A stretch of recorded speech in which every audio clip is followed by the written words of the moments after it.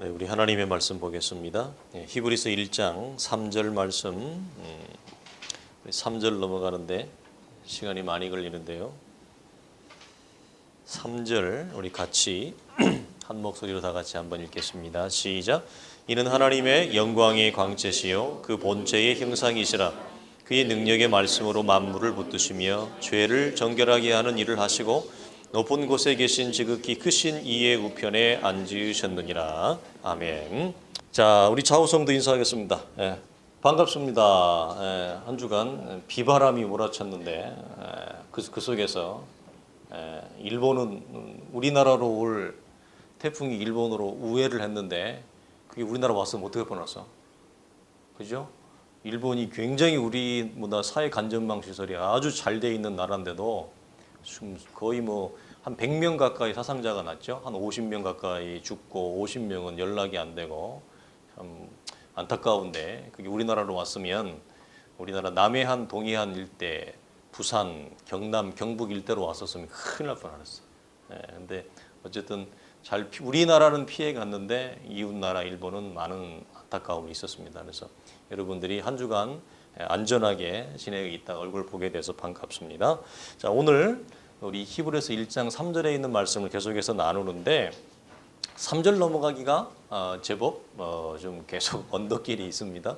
오늘로 사실은 말씀을 준비하면서 오늘까지 해서 끝내려고 했는데 준비하다 보니까 이게 또 다음 한 주까지 더 해야 3절의 말씀을 끝낼 것 같아요. 그래서 우리는 오늘과 다음 주에 걸쳐서 마지막으로 또 한 번 더 나누고 이제 4절에 나아가면 천사보다 뛰어나신 우월하신 예수 그리스도로 넘어갈 것입니다. 그래서 여러분이 기억할 것은 이 1절과 3절까지는 히브리서 전체의 주제 구절이 되어진다라고 하는 사실이에요. 그래서 주제에 해당하기 때문에 우리가 살펴볼 바가 많습니다.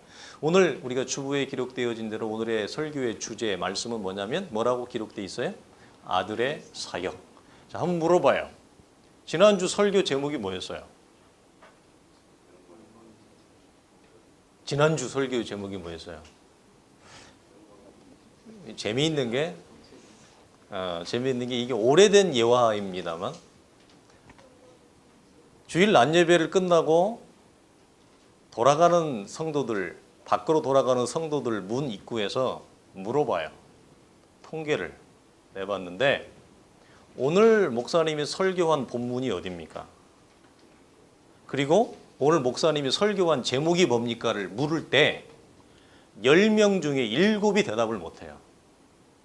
이게 우리나라 현실이에요. 예배를 드린 거예요? 예배에 실패한 거예요? 예배에 실패하고 가는 거예요.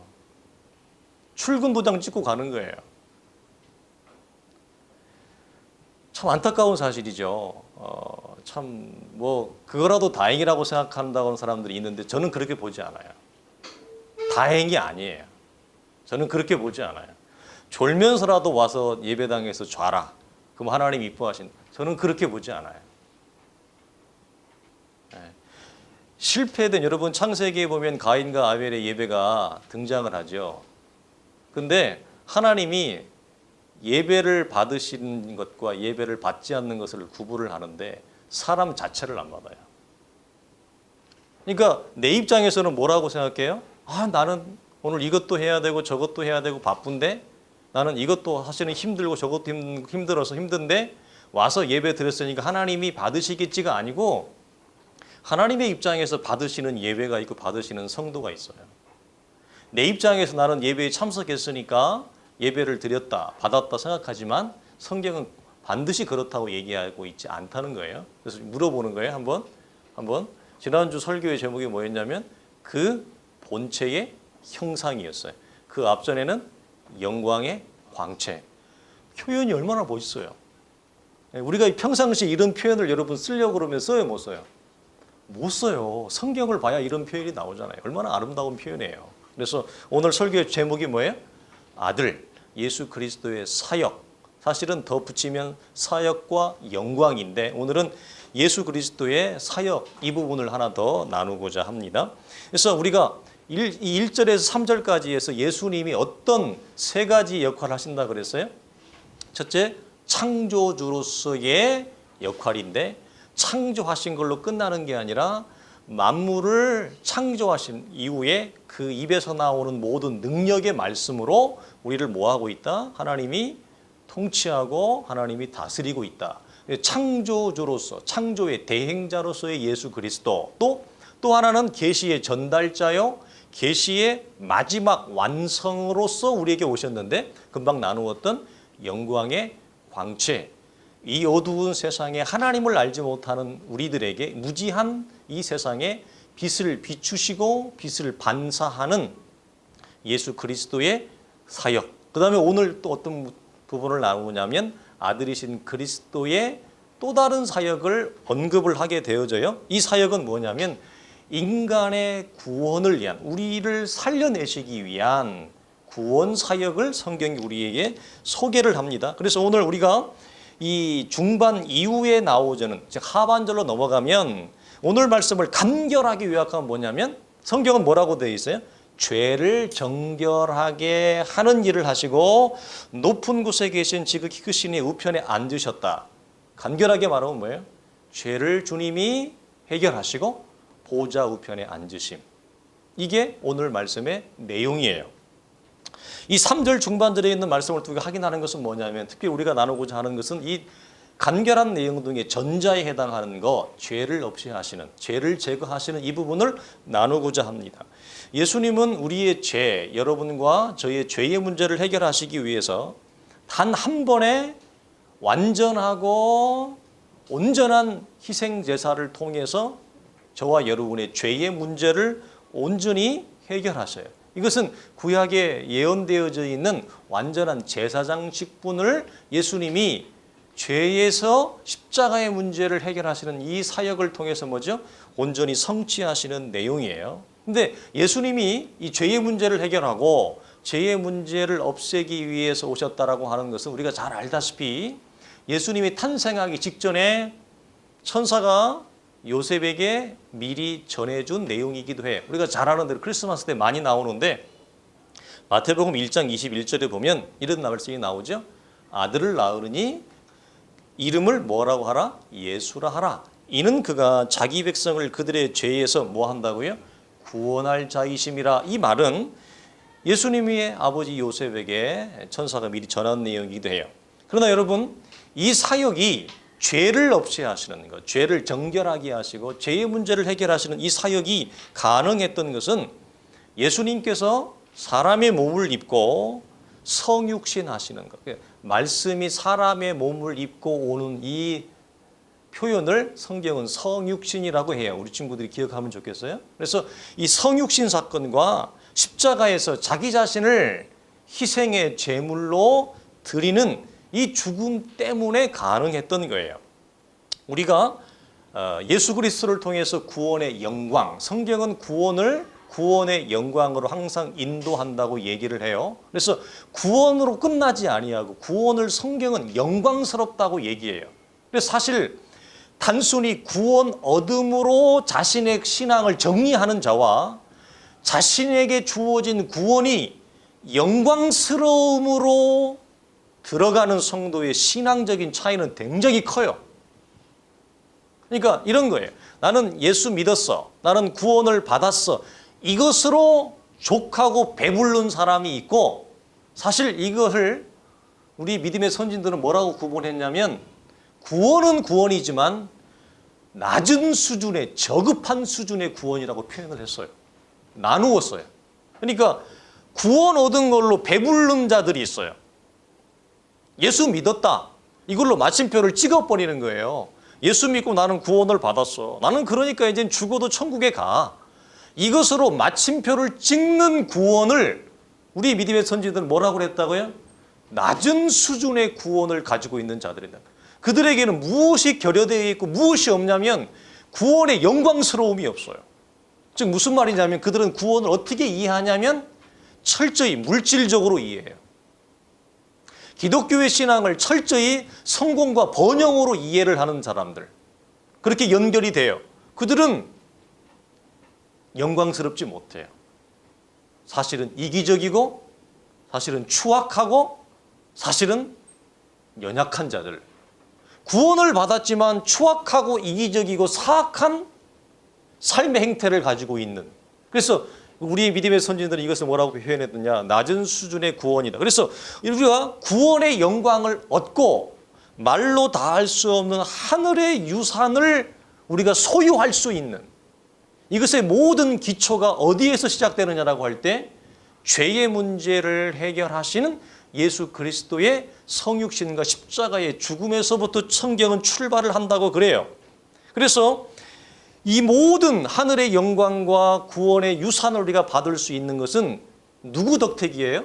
우리 때문이 아니라 아들이신 그리스도가 아버지의 뜻에 온전하고도 완전한 순종을 한 결과물이에요.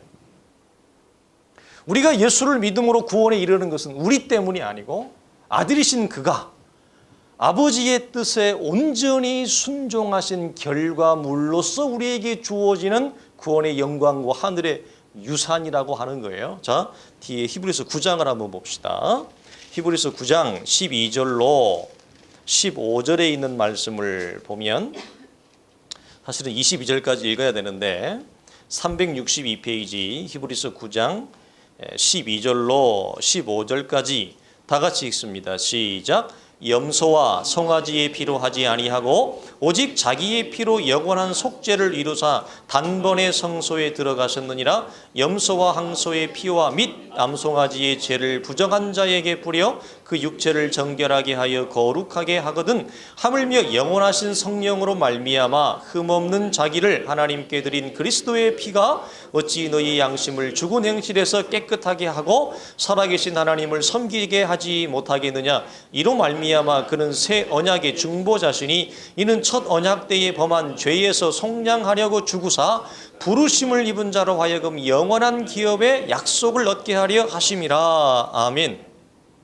예수 그리스도의 이 온전한 십자가에서 자신을 희생 제물로 드리는 이 죽음의 결과물로서 뭐죠? 우리가 구원의 영광과 또 뭐라고 얘기해요? 15절에 보니까 영원한 기업의 약속을 뭐 했다? 얻게 하셨다. 그래서 우리 속에 예비되어진 하나님의 나라의 기업과 유산. 그래서 여러분, 믿음으로 우리가 이 땅을 걸어간다는 것은 항상 목사님이 뭘 강조해요? 보이는 이 땅, 보이는 이 세상의 전부만을 보는 게 아니에요. 보이는 세상 너머를 보는 거예요.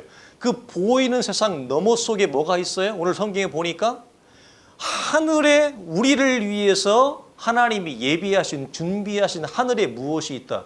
기업과 유산이 있다. 그걸 바라보는 거예요. 그러니까 믿는 자와 믿지 않는 자의 차이, 그리고 낮은 수준의 구원을 가진 자와 높은 수준의 구원을 가진 사람의 차이는 뭐예요? 높은 수준의 구원을 가진 사람의 영적인 안목은 지금 어디를 바라보고 있어요? 나를 위해 예비하신 하나님의 나라의 구원의 영광과 그 영광 속에 하늘의 기업의 유산까지 보는 거예요. 그것을 우리의 삶에서 뭐죠? 매일매일 주 안에서 우리가 뭐죠? 그걸 흠양할 수 있어요. 그걸 음미할 수 있어야 돼요. 우리는 통장에 돈이 없으면, 통장에 돈이 안 들어오면, 내 호주머니에 돈이 안 들어오면 그것으로 우리는 힘들어해요. 마태복음에 있는 대로 이 땅에 우리가 쌓아둔 것은 좀과 동록이 많아서 어떻게 사라질 줄을 몰라요.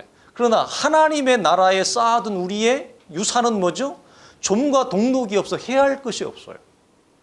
여러분, 우리가 보이는 현실적인 물질적인 부족과 결핍으로만 우리가 뭐죠?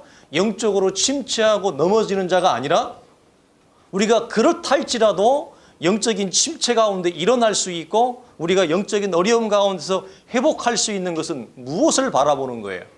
우리 속에 준비되어진 하늘의 구원의 영광, 그리고 하나님의 나라에 약속한 무엇을 보는 거예요? 기업의 약속, 유산을 보는 거예요. 이런 차원에서 로마서는 뭐라고 얘기해요? 로마서 8장에 18절에 보면 현재의 고난은 장차 나타날 무엇과 하나님의 영광과, 여기도 영광이라 그러죠. 그래서 여러분, 구원을 단순히 예수 믿었다, 나는 구원 받았다, 이제 천국 간다. 이걸로 마침표를 딱 찍는 사람은 영광의 신앙이 없어요.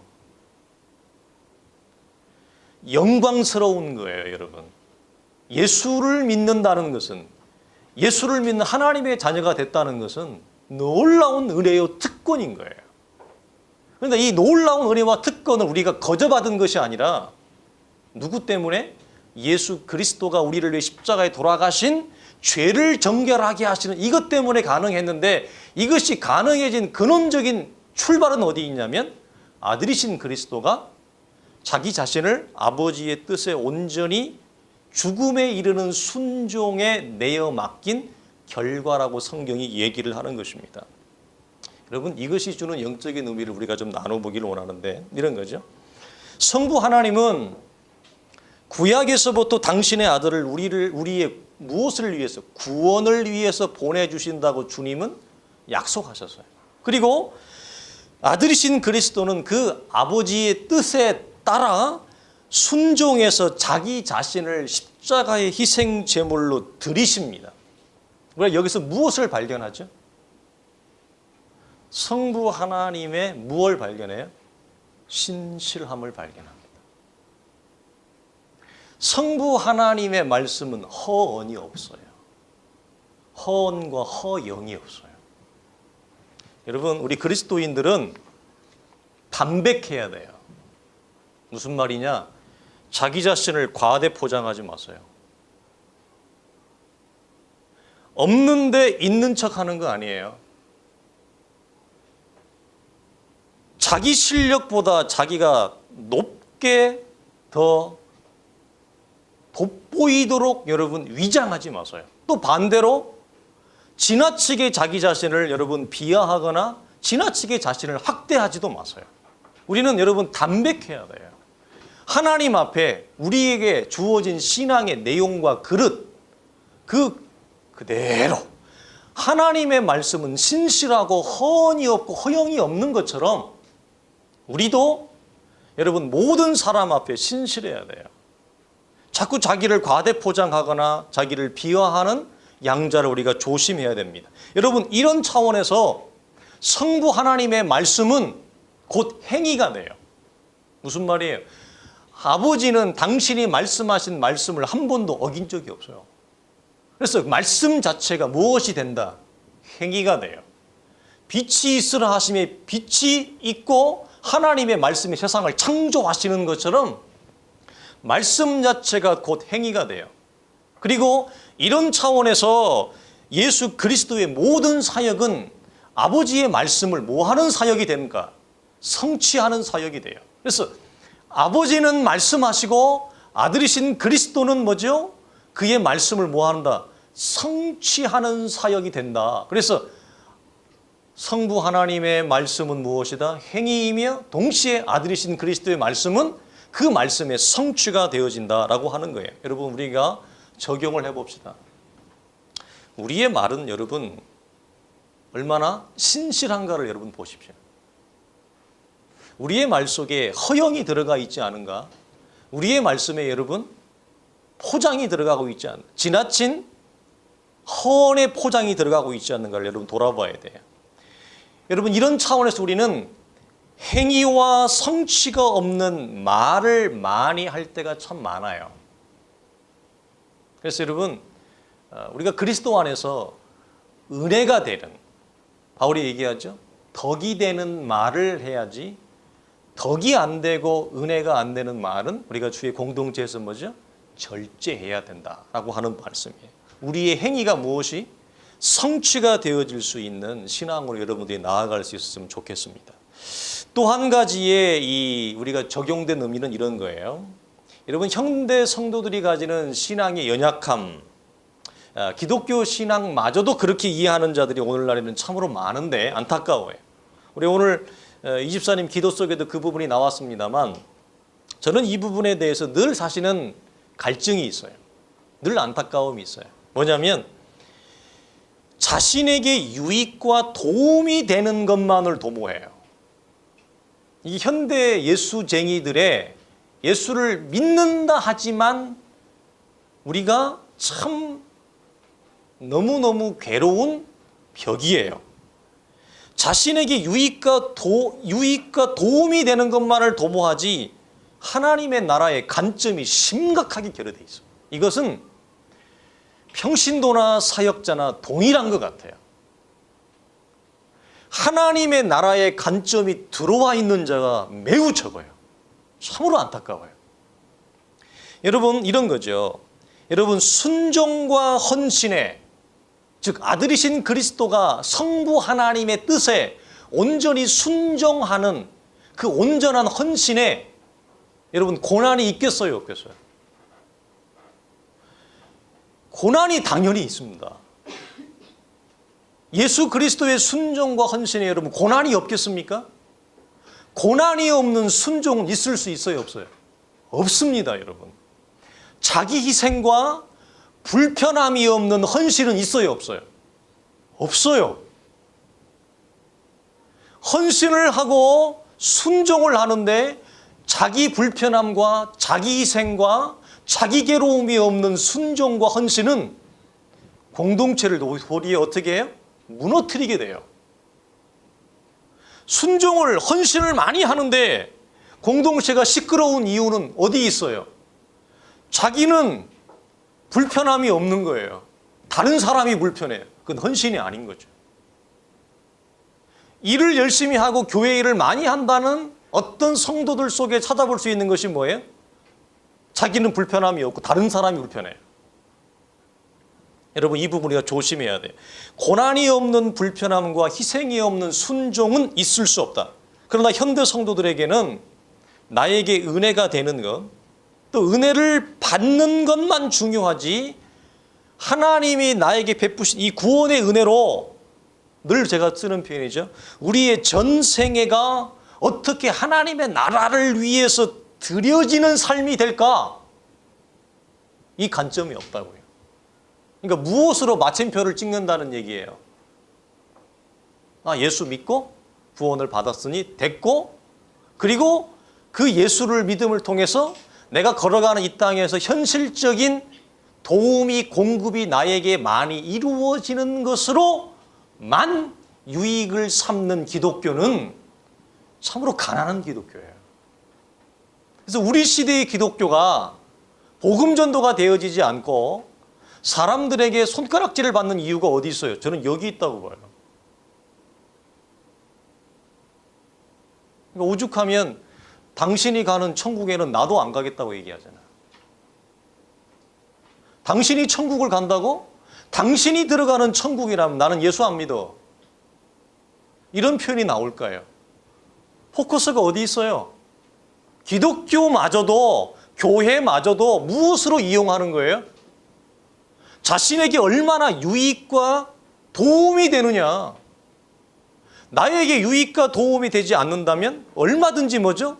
옷을 바꿔 입듯이 바꿔버릴 수 있는 그런 기독교로 우리 시대의 기독교가 뭐죠? 전락을 하고 말아요. 참으로 가슴 아픈 일이에요. 우리가 지난주에 나누었던 것처럼 그리스도께서 이 어두운 세상에 영광의 광채를 비추고 반사하시는 것처럼 하나님이 우리에게 구원의 은혜를 베푸신 이유가 어디 있어요? 나만 배부르고 나만 구원 얻음으로 마침표를 찍는 게 아니라 우리도 동일하게 뭘 하는 거예요? 구원의 영광을 비추고 반사하는 삶을 우리의 전생애를 통해 도모하는 거예요. 공부하는 사람은 공부의 자리에서, 장사를 하는 사람은 장사의 자리에서, 사업을 하는 사람은 사업의 자리에서, 직장을 다니는 사람은 직장의 자리에서 영광의 강체와 그 본체의 형상이신 복음이 우리의 전 사역과 삶을 통해서 뭐죠? 비추고 반사하는 삶으로 나아가게 하는 것. 그게 우리의 소명이에요. 나 혼자만 구원받고 예수 믿고 마침표를 찍는 게 아니라고요. 우리가 공부하는 친구들은 잘 기억해야 돼요. 제가 우리 구리 장로교에서도 사역할 때 이런 표현을 굉장히 많이 했는데 부모들이 이런 표현을 많이 해요. 야, 이놈 자식아, 너 뭐니 해도 네가 잘 돼야 된다. 너 좋은 대학 들어가야 돼. 너 좋은 직장 네가 잘 돼야 돼. 너 못 되면 다 필요 없어. 물론 이 땅에서는 맞는 말이에요. 일반적 관점에서는. 근데 물어봐요. 왜 잘 돼야 돼요? 왜 공부 잘해요? 왜 공부를 잘해야 돼요? 자, 일반적인 관점에서 말하는 것도 왜 성공해야 돼요? 왜 돈을 많이 벌으려고 해요? 왜 똑똑하려고 해요? 무엇을 위해서? 무엇 때문에? 우리의 관점은 단 한 가지의 방향성이에요. 하나님의 나라 때문에 그래요. 우리가 살아가는 목적은 하나님의 나라 때문에. 여러분이 좋은 대학을 가야 돼요. 가면 좋아요. 물론 좋은 대학 못 갈 수도 있어요. 근데 왜 좋은 대학을 가냐? 하나님의 나라 때문에 가는 거예요. 왜 우리가 예수 안 믿는 사람보다 더 열심히 살아야 되느냐? 더 신실하게 살아야 되느냐? 하나님의 나라 때문에 그래요. 그게 내 배부르는 것으로 마침표를 찍는 기독교는 필요하지 않아요. 그건 기독교가 아니에요. 내 배부르는 걸로 마침표를 찍는 기독교의 신앙은 여러분 가짜예요. 그게 무슨 기독교의 신앙이에요? 불교나 다를 게 뭐가 있어요? 오히려 절 다니는 사람들이 더 많이 구제하고 더 많이 덕을 쌓아요. 부끄럽지 않습니까? 하나님을 알지도 못하고 구원의 영광을 알지도 못하고 구원의 이대함을 모르는 자들보다도 더 가난하게 살아가는 기독교의 신앙이 부끄럽잖아요. 내 배부른 것으로 마침표를 찍는 기독교의 신앙은 여러분 우리 시대에 필요하지 않습니다. 그런 기독교라면, 그런 교회라면 이런 말을 해야 될지 모르겠지만 과연 그 교회가 존재하는 게 무엇을 위해 존재하는 거예요? 그렇지 않습니까? 무엇을 위해서 교회가 존재하는 것입니까? 성도들의 배고픈 배를 채워주는 것으로 마침표를 찍는 기독교라면, 그것이 교회라면, 하나님이 원하시는 참다운 교회요 성경적 교회라면 그 교회의 존재 가치가 어디에 있어요? 여러분, 이것을 우리가 나누는 것입니다. 그래서 우리의 전 생애를 통해서 뭐죠? 저마다의 우리가 살아가는 삶의 방향성은, 주어진 우리의 소명은 달란트가 다 다르기 때문에 다 다릅니다. 예전에 학교 교사들 신우회에 가서 신우회 예배를 제가 인도할 때 이런 설교를 하면 교사들이 되게 싫어해요.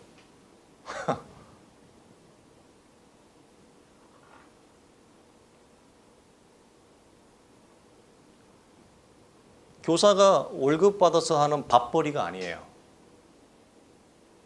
여러분, 크리스찬은 우리의 직장이 밥벌이가 아니에요. 하나님의 소명을 이루는 통로고 도구예요. 아주 원론적인 얘기죠, 사실은. 아주 원론적, 깊은 얘기가 아니라 아주 간단한 크리스찬 직업관에 관련되어진 아주 간단한 1차원적인 얘기예요. 근데 그런 얘기를 하면 별로 안색들이 안 좋아요. 여러분, 안타까운 거예요. 그만큼 우리가 이해하고 우리가 소유하고 있는 기독교가 굉장히 뭐죠? 자기 중심적인 기독교로 자기 배부름을 채우는 기독교로 뭐죠?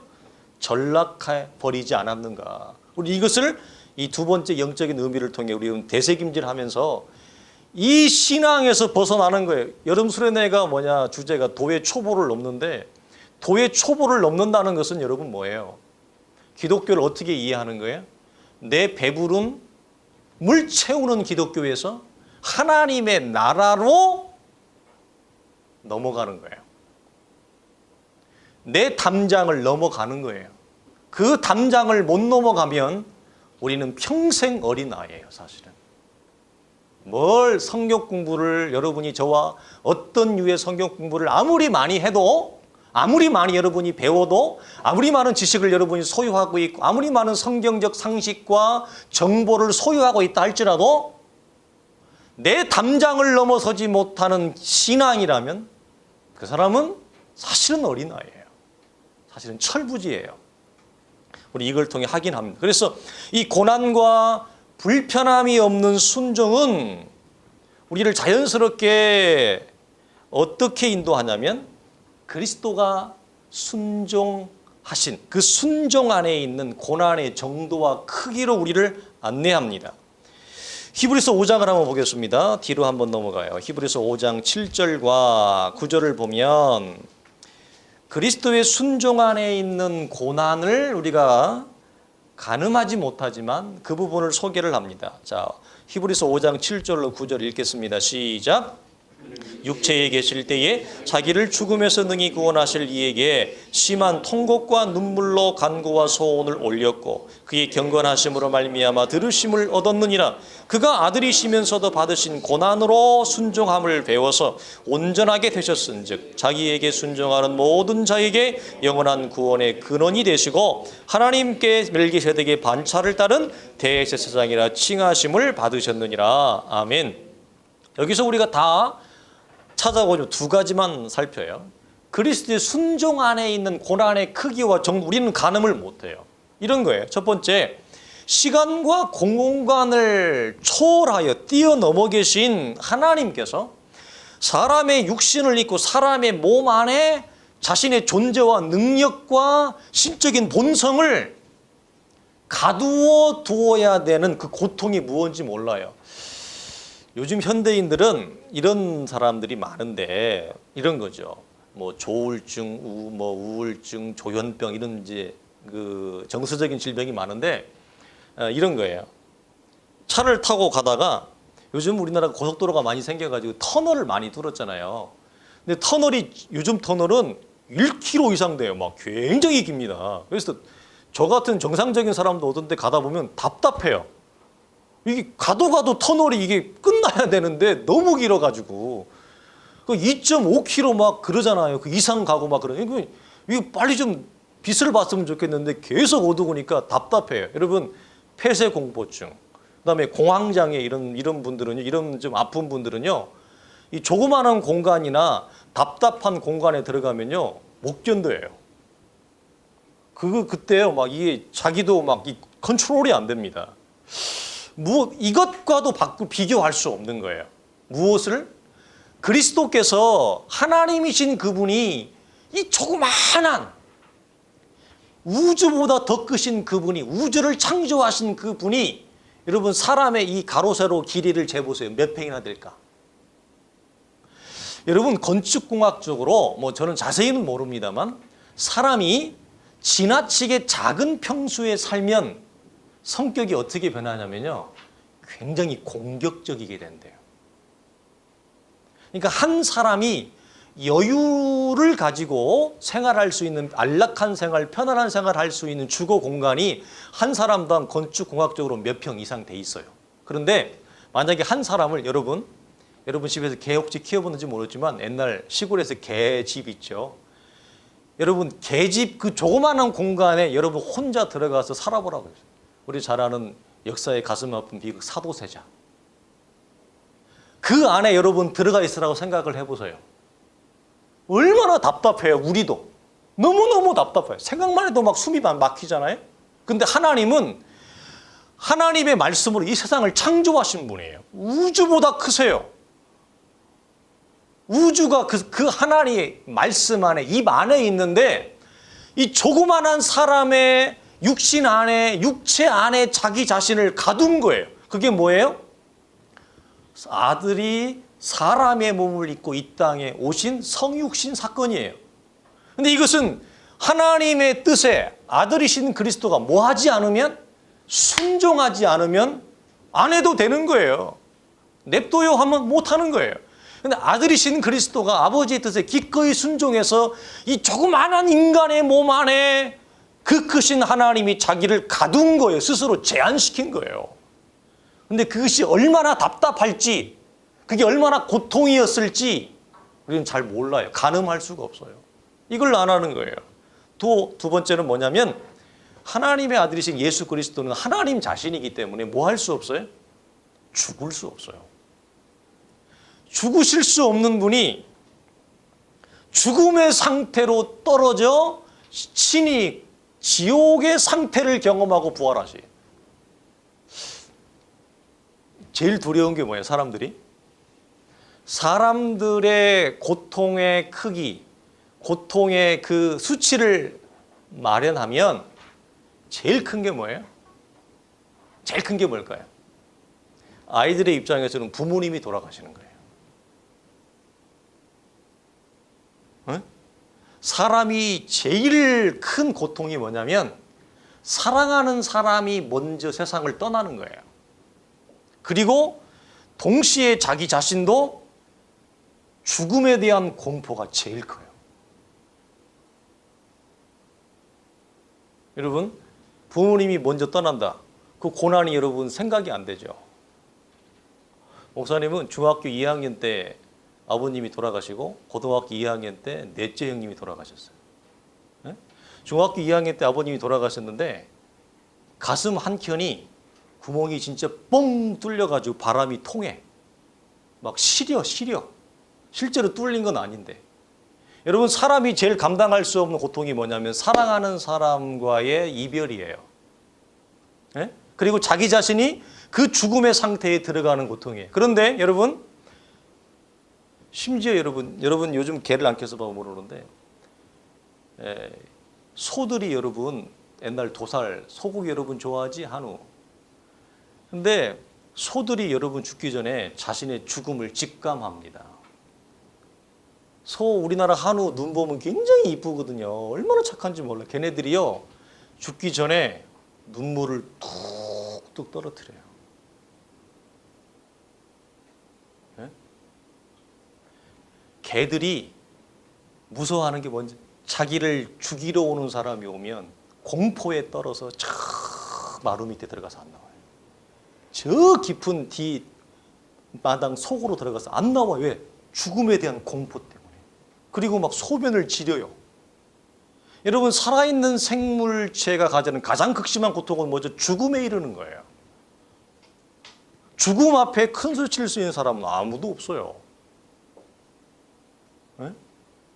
그런데 아들이신 예수 그리스도가 뭐죠? 죽음하고는 관계없어요. 왜? 하나님이시기 때문에 죽음하고는 관계가 없는 그분이 우리들의 죄의 문제를 해결하기 위해서 뭐죠? 자기 자신을 어디에 몰아요? 십자가의 죽음에서 자기 자신을 내어서 자기가 친히 그 죽음의 상태에 이르게 되어지는 그 고통. 그리고 마태복음이나 누가복음을 보면 십자가에서 그 하나님이 아들의 관구를 뭐죠? 외면해요. 하나님과 이별을 한다고요. 죽음을 통해서 죄의 문제를 해결하기 위해서. 그 고통이 뭐죠? 얼마나 큰지 몰라요. 여러분은 부모를 별로 떠나서 살아본 적이 없어서 잘 모르는데, 목사님은 어릴 때부터 워낙 혼자 오래 따라서 이 초등학교, 지금으로 하면 지금 초등학교죠. 국민학교 2학년 때 너무너무 엄마가 보고 싶은 거예요. 근데 목사님 혼자 초등학교 2학년 때 혼자 살았거든. 예? 근데 밤에 서산에 이렇게 해가 쭉 넘어가는데 갑자기 어느 날 갑자기 엄마가 보고 싶은 거예요. 예? 갈 수가 있어야지. 사람이 갖는 큰 고통 중에 하나가 뭐냐면 이별이에요. 떨어짐. 예? 여기 하은이나 하민이나 이 정도 나이 된 친구들은 엄마 아빠의 잔소리 때문에 제발 좀 엄마 아빠랑 떨어져 살고 싶다고 싶지. 한 달만 좀 갔다 올래? 한 달만? 한 달만 떨어져 살아봐. 집을 나가서. 한 달도 못 견딜 거예요, 아마. 엄마의 잔소리가, 아빠의 잔소리가 막 그리울 거야. 너무너무너무 그리울 거야. 사람이 갖는 고통 중에 하나, 이별이야, 이별. 사랑하는 관계성이 뭐 하는 거예요? 단절되는 거예요. 그 고통이 굉장해요. 근데 그 고통이 하나님과 아들의 관계 속에서 죽음에 이르는 상황을 통해서 그 관계가 끊어져요. 태초부터 한 번도 단절되지 않았던 관계성이 우리가 이것을 보게 되어집니다. 여러분, 오늘 본문은 그리스도께서 높은 곳에 계신 지극히 크신 이의 우편에 앉으셨다고 말해요. 무슨 사건 이후에? 죄를 정결케 하신 사건 이후에. 여러분, 그러나 잘 보세요. 보좌 우편에 지극히 높으신 이의 보좌 우편에 앉게 되는 이 영광과 이 명예는 어떤 사건 후에 이루어지는 거예요? 그리스도께서 십자가를 지는 십자가의 죽음 뒤에 주어지는 영광과 명예였어요. 무슨 말이에요? 순종하지 않는, 자기 자신을 기꺼이 하나님의 뜻에 내어 맡기는 온전한 헌신과 순종이 없는, 고난이 없는 영광과 영예가 없어요. 오늘 본문 매우 간단하다고 그랬죠? 죄를 제거하시고 보호자 우편에 앉으셨는데, 그 보호자 우편에 앉는 것은 거저 앉으신 것이 아니라 자기 자신을 온전히 뭐죠? 자신의 전 인격과 삶과 사역을 하나님께 내어 맡긴 결과물로서 하나님의 보호자 우편에, 지극히 높으신 이의 보호자 우편에 앉게 되는 거예요. 자, 여러분 마지막으로 말씀을 정리합시다. 자기 자신의 배를 불리고 배부르는 것으로 만족하는 기독교의 신앙을 가지고 있는 자가 보호자 우편에 여러분 앉을 수 있을까요? 영광과 영예를 얻을 수 있을까요? 우리 믿음의 선진들이 표현했던 것처럼 부끄러운 구원을 받을 수 있습니다. 여러분, 마지막으로 우리 디모데후서 2장 한번 봅시다. 디모데후서 2장 1절과 3절을 보면서 말씀을 마치고자 하는데요. 고난에 관한 말씀이 많지만, 자, 디모데후서 2장 1절로 3절 같이 보겠습니다. 시작. 내 아들아, 그러므로 너는 그리스도 예수 안에 있는 은혜 가운데서 강하고 또 네가 많은 증인 앞에서 내게 들은 바를 충성된 사람들에게 부탁하라. 그들이 또 다른 사람들을 가르칠 수 있으리라. 너는 그리스도 예수의 좋은 병사로 나와 함께 무엇을 받으라? 고난을 받으라 돼 있어요. 특별히 2절에 보세요. 내게 들은 바를 어떤 사람들에게 부탁하라고요? 충성스러운 사람들에게 부탁하라. 예수를 믿지만 충성스러운 사람이 있고요, 충성스럽지 않은 사람이 있어요. 무슨 말이에요? 같은 예수를 믿지만 이 충성스러운 사람들은 디모데와 함께 무엇을 함께 감내할 수 있는 사람들이에요? 고난을 감내할 수 있는 사람들이에요. 우리가 나누었듯이 자기 배를 배불리는 것으로 기독교의 신앙을 이해하는 사람들은 충성된 사람들이 아닙니다. 그들은 좋은 군사도 아닙니다. 왜? 그들은 하나님의 나라를 위해서 고난을 감내하지 않기 때문에 그렇습니다. 여러분, 우리의 기독교의 신앙에서 우리가 자칫 잘못하면 잊어버릴 수 있는 게 뭐 있어요? 그게 뭐예요? 영광과 영예로움. 예수 믿고 잘 되고 잘 살고 좋아지는 것만을 기독교의 신앙으로 이해하고 있지, 그 속에 담겨진 그리스도의 순종 속에 담겨진 고난과 자기 희생과 자기 헌신은 사람들이 뭐죠? 생각하고 있지 못해요. 그건 없어요. 자기 고난, 자기 순종, 자기 헌신, 자기 희생은 없이 무엇만 생각한다고요? 영광만, 명예로움만 생각해요. 균형을 아주 심각하게 잃어버린 것입니다. 우리가 잊지 말아야 될 것이 뭐죠? 그리스도의 좋은 군사로 그리스도와 함께 뭐죠? 함께 고난 받을 때 그 고난 끝에 주어지는 하나님의 무엇이 있다? 영광과 명예가 있지, 고난이 없는 자꾸 해피니스만 생각하지 마시고 우리가 기꺼이 걸어갈 수 있는 길을 걸어갈 수 있기를 주의 이름으로 간절히 축원합니다. 기도하겠습니다. 하나님 아버지, 감사합니다. 오늘도 우리를 부르셔서 그리스도 예수 안에 하나님의 자녀라 칭하시고 하나님의 나라와 구원의 영광을 알게 하시며 그 나라의 소망을 두고 이 땅을 믿음으로 걸어가며 우리에게 주어진 삶에서 그리스도의 영광의 강체와 형상을 드러내는 자로 불러주심을 참으로 감사함을 드립니다. 거룩하신 하나님, 우리에게 은혜를 주시고 우리에게 힘을 주시고 지혜를 주시고 믿음의 용기를 더해 주시어서 우리의 전생애를 통해서 하나님을 기뻐하게 하시며 하나님의 마음에 합하고 하나님의 마음에 흡족한 아버지 삶으로 드려지는 우리의 인생과 주의 교회가 되어질 수 있도록 우리 하나님 역사하시고 축복하여 주옵소서. 우리 주 예수 그리스도의 이름으로 간절히 기도하옵나이다. 아멘. 이제는 우리 주 예수 그리스도의 은혜와 우리 하나님의 크신 사랑과 성령의 감화 감동 역사하심이 그리스도 예수의 좋은 군사가 되어 그리스도의 충성된 증인으로 우리에게 주어진 전생애를 걸어가기를 원하는 모든 하나님의 사람들의 아름다운 신앙의 고백과 그 걸음 위에 주의 교회 위에 이제로부터 영원토록 항상 함께 있을지어다. 아멘.